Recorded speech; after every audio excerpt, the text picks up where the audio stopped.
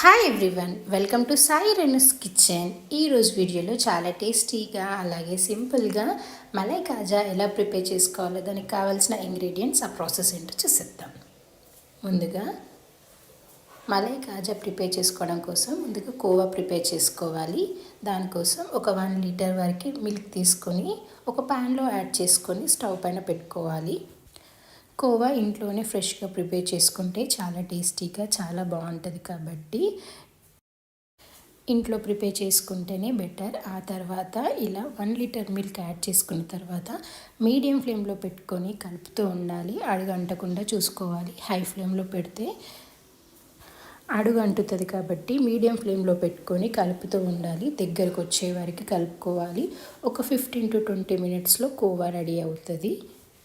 కొంచెం టైం తీసుకుంటుంది కానీ చాలా టేస్టీగా చాలా బాగుంటుంది. ఇలా కలుపుతూనే ఉండాలి. మొత్తం ఇలా పూర్తిగా దగ్గరకు వచ్చే వరకు కలుపుతూ ఉండాలి. అడగంటకుండా చూసుకోవాలి. ఈ ప్రాసెస్ మొత్తం మీడియం ఫ్లేమ్లో పెట్టుకొని చేసుకోవాలి.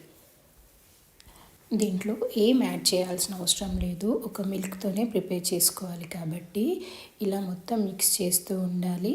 చూసారు కదా, ఇలా పూర్తిగా దగ్గరకు వచ్చిన తర్వాత ఇలా ప్రిపేర్ అయిన తర్వాత కోవా రెడీ అయిందండి. ఆ తర్వాత స్టవ్ ఆఫ్ చేసేసుకొని ఆ తర్వాత ఒక బౌల్లో యాడ్ చేసుకోవాలి. మొత్తం చూసారు కదా, చాలా సింపుల్గా కోవా ప్రిపేర్ అయింది. అండ్ ఫ్రెష్గా ఇంట్లోనే ప్రిపేర్ చేసుకోవచ్చు కాబట్టి ఒకసారి ట్రై చేయండి. ఇలా ఒక ప్లేట్లో కోవా యాడ్ చేసిన తర్వాత ఒక 1 కప్ వరకు మైదా పిండి కూడా యాడ్ చేసుకోవాలి.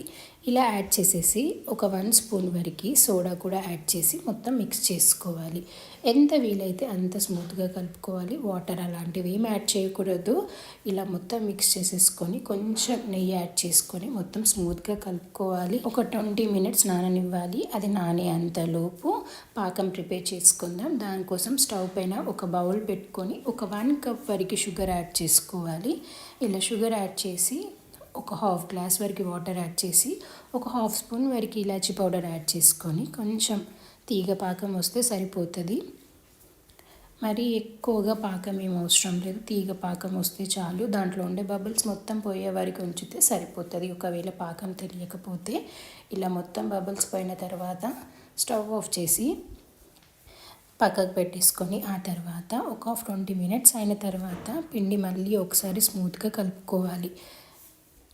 మొత్తం ఇలా స్మూత్గా కలుపుకొని ఆ తర్వాత ఇలా చిన్న చిన్న రౌండ్స్గా చేసుకోవాలి. క్రాక్స్ లేకుండా చూసుకోవాలి. ముందుగా ఇలా అన్నీ ప్రిపేర్ చేసి పెట్టుకోవాలి. ఇలా ప్రిపేర్ చేసుకున్న తర్వాత స్టవ్ పైన ఒక ప్యాన్ పెట్టుకొని ఆయిల్ యాడ్ చేసుకొని ఆయిల్ హీట్ అయిన తర్వాత లో ఫ్లేమ్లో పెట్టుకొని ఆయిల్లో వేయాలి. లో ఫ్లేమ్లోనే కాల్చుకోవాలి. హై ఫ్లేమ్లో పెడితే లోపల మొత్తం పచ్చి పచ్చిగా ఉంటుంది కాబట్టి లో ఫ్లేమ్లో పెట్టే కాల్చుకోవాలి. కొంచెం కాలిన తర్వాత తిప్పేసుకొని కాల్చుకోవాలి. కొంచెం ఇలా ఆయిల్ యాడ్ చేసుకుంటూ ఉంటే లోపల సరిగ్గా కాలుతుంది. అందుకోసమే ఇలా లో ఫ్లేమ్లో పెట్టి కాల్చుకోవాలి. కొంచెం గోల్డెన్ కలర్ వచ్చే వరకు ఉంచుకోవాలి. చూసారు కదా, చాలా సింపుల్గా ప్రిపేర్ చేసుకోవచ్చు అండ్ టేస్టీగా బాగుంటుంది. ఈ కలర్లో వచ్చినప్పుడు తీసేయాలి. కొంచెం టైం తీసుకుంటుంది కానీ ఒకసారి ట్రై చేయండి. ఇలా ఈ కలర్లో వచ్చినప్పుడు తీసేస్తే సరిపోతుంది. అన్నీ ఇలా ఒక్కొక్క వాయిగా యాడ్ చేసుకొని లో ఫ్లేమ్లోనే కాల్చుకోవాలి. ఎక్కువ ఇంగ్రీడియంట్స్ ఏం లేకుండా జస్ట్ ఒక మైదా అలాగే సోడా పాలుతోని ప్రిపేర్ చేసుకోవచ్చు అండ్ షుగర్తో ఈజీగా ప్రిపేర్ చేసుకోవచ్చు. ఇలా అన్నీ కాల్చుకొని పక్కకు పెట్టేసుకోవాలి. ఆ తర్వాత ఇందాక పాకం ప్రిపేర్ చేసుకున్నాం కదా, ఆ పాకం మొత్తం ఒక ప్యాన్లో యాడ్ చేసుకొని ఇలా ఒక ప్యాన్లో యాడ్ చేసుకొని ఆ తర్వాత హై ఫ్లేమ్లో పెట్టుకోవాలి. స్టవ్ ఆన్ చేసుకొని హై ఫ్లేమ్లో పెట్టుకొని ఇలా యాడ్ చేసేసుకోవాలి. ఇలా యాడ్ చేసుకొని ఒక 2 to 3 మినిట్స్ అలాగే ఉంచాలి. కొంచెం పాకం మొత్తం పీల్చుకుంటుంది కాబట్టి ఒక 2 to 3 మినిట్స్ అలా ఉంచేసి ఆ తర్వాత తీసేస్తే సరిపోతుంది. కొంచెం పాకం మొత్తం పీల్చుకోవాలి. అందుకోసమే కొంచెం టేస్టీగా జ్యూసీగా బాగుంటుంది. ఇలా మొత్తం మిక్స్ చేసుకొని ఆ తర్వాత ఒక 2 to 3 మినిట్స్ అయిన తర్వాత తీసేస్తే చాలు. మళ్ళీ ఈ పాకం వేరే స్వీట్స్ ప్రిపేర్ చేసుకోవడానికి కూడా యూజ్ అవుతుంది. చల్లారిన తర్వాత పాకం ఫ్రిడ్జ్లో పెట్టుకొని ఆ తర్వాత వేరే స్వీట్స్ ఏమైనా చేసుకున్నా పర్లేదు.